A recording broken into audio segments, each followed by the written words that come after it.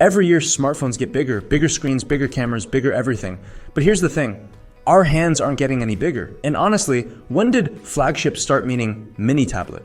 If you've ever tried typing one-handed and almost dropped your phone on your face in bed, this video's for you. Because compact smartphones are making a quiet comeback. And in 2025, they're smarter, sleeker, and more capable than ever. You don't need a brick in your pocket to get flagship performance anymore. Today I'm breaking down the top 5 compact phones that prove small can still mean powerful, and as always, the links to the best deals are in the description.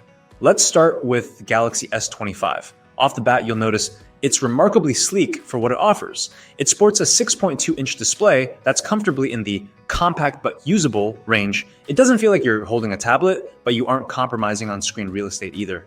Now, what makes the S25 stand out is how premium it feels in a modest size. You have a top-tier processor under the hood, smooth refresh rates, and a display that's sharp and vivid. No corners cut there. It's meant to compete with the big flagship phones, but without forcing you to stretch your thumb across the screen. In daily use, it's surprising how much you forget it's small, until you try slipping it into a tight pocket or operating it one-handed. That's when the charm shows. You don't battle the size, you almost forget the size is a feature. Camera performance? Solid. It doesn't lead every category. If your priority is 100x zoom, you might find a better bet elsewhere. But for portrait shots, low light, and everyday snapping, it punches above its weight. The image stabilization is good, colors are convincing, the software processing is smart without being overdramatic. Battery life in a compact body is always a balancing act. The S25 holds on decently for moderate use, social media, video, navigation. But if you try pushing it hard, gaming for long sessions, or using it as your on-the-go workstation, you'll start eyeing a charger by evening. That said, the power management here is good for what you get. And perhaps its biggest strength, software support. One of the reasons I consider the S25 a top pick is the promise of multiple years of updates. In 2025, a compact phone is only great if it's relevant for years to come, not just a momentary novelty. All right, let's talk about the phone that broke the compact mold by literally folding it in half. The Samsung Galaxy Z Flip 3. Yes, it's technically from a few years back, but it's still one of the most creative ways to get a big screen in a small pocket. In 2025, the newer flips might be slicker, but this one's still the gateway drug into the foldable world. Unfolded, you're looking at a 6.7-inch display, so not compact by any stretch. But here's the magic. When you fold it, it becomes this tiny square that fits where most phones can't. Small purses, shirt pockets, even the front pocket of jeans that seem to hate phones. It's like having a full-size phone that moonlights as a compact one. Now, a lot of people ask whether the fold still feels like a gimmick. Honestly, it depends on you.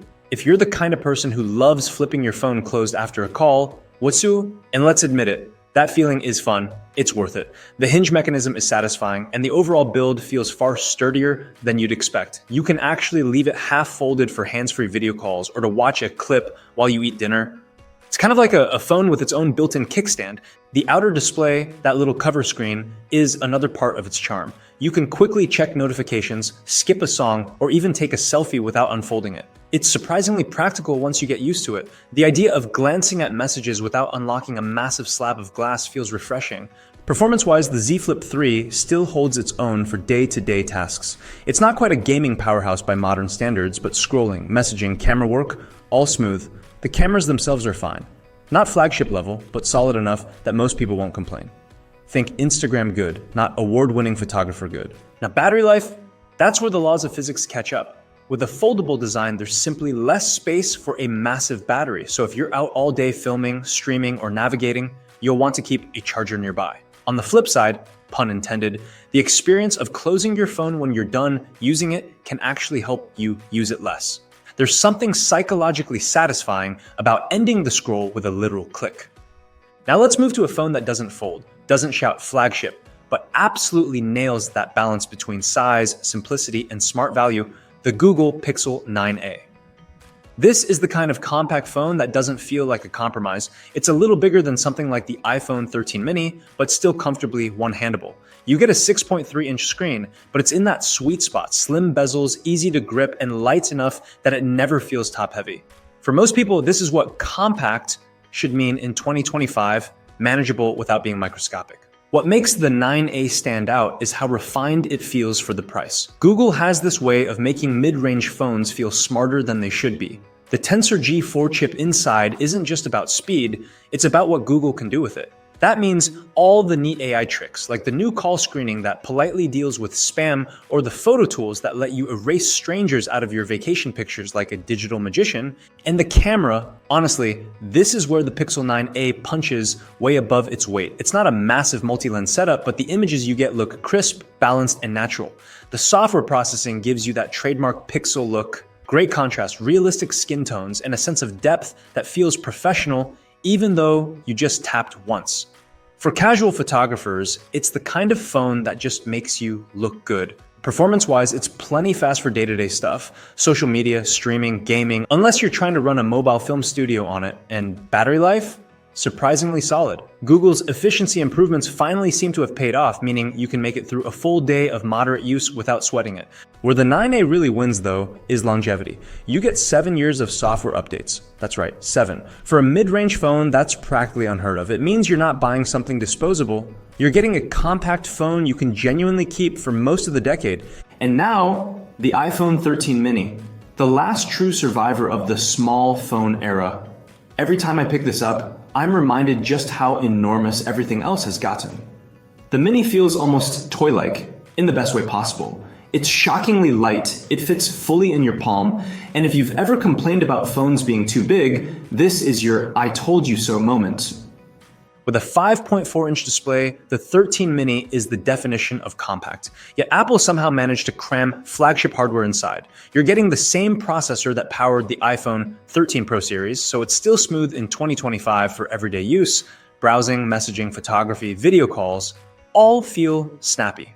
It might not top benchmark charts anymore, but it doesn't need to. It just works. The experience is unique. Using the mini feels personal, almost nostalgic. You can reach every corner of the screen with your thumb, something you probably haven't been able to say since 2016. You don't need two hands, a pop socket, or the grip of a professional rock climber just to reply to a text. Cameras? Still fantastic. The iPhone 13 mini delivers Apple's signature image quality, accurate colors, sharp details, and reliable low-light performance. Portraits look great, and the video stabilization is among the best you can get in a phone of this size. It's the kind of camera setup you can trust. No fuss, no overprocessing. But here's the trade-off, and it's the one that likely doomed the mini lineup: battery life. It's fine for light and moderate users, but heavy users will notice it dips before the end of the day. If you're scrolling social media for hours, filming, or using navigation on the go, you'll be reaching for that charger sooner than you'd like. Apple squeezed a lot into a small frame, but physics only gives you so much wiggle room. And finally, let's talk about the Moto G Play, the people's compact phone. Now, I'll be honest. The G Play stretches the definition of compact. At 6.5 inches, it's technically not small, but in practice, it's so light and nicely contoured that it still feels comfortable in one hand. It's the phone that quietly reminds you that usability isn't just about size, it's about design that doesn't fight you. Pick it up, and you immediately know what it is. Simple, no nonsense, reliable. You're not buying this to impress anyone, you're buying it because you just need something that works. It runs a clean version of Android, free from the usual clutter, so it's surprisingly fluid for the price. Apps open quickly, scrolling is smooth enough, and basic multitasking feels fine. You won't be editing 4K videos on it, but if you mostly text, browse, stream, and snap a few photos, it's perfectly adequate. The battery life is where the Moto G Play really shines. It's almost comical how long this thing lasts. That huge 5,000 milliamp hour battery paired with a modest display means you can go 2 days between charges if you're not constantly streaming or gaming. It's the kind of phone you could take on a weekend trip and forget your charger and still be fine. There's a certain peace in that. Cameras?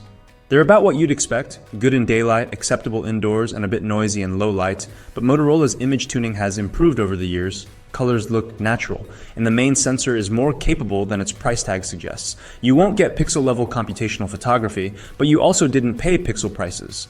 Build quality is another pleasant surprise. The textured back makes it grippy, and the water-repellent coating adds a bit of durability. It's not meant to survive a dunk in the pool, but it'll shrug off a bit of rain. And because it's so light, drops are less catastrophic. It's almost like it's too gentle to hurt itself. If you found this video helpful, go ahead and give it a like. It really helps out the channel and lets me know you enjoy these deep dives. And if you want more straightforward tech reviews, hit that subscribe button and turn on notifications. We've got more comparisons, reviews, and honest takes coming up.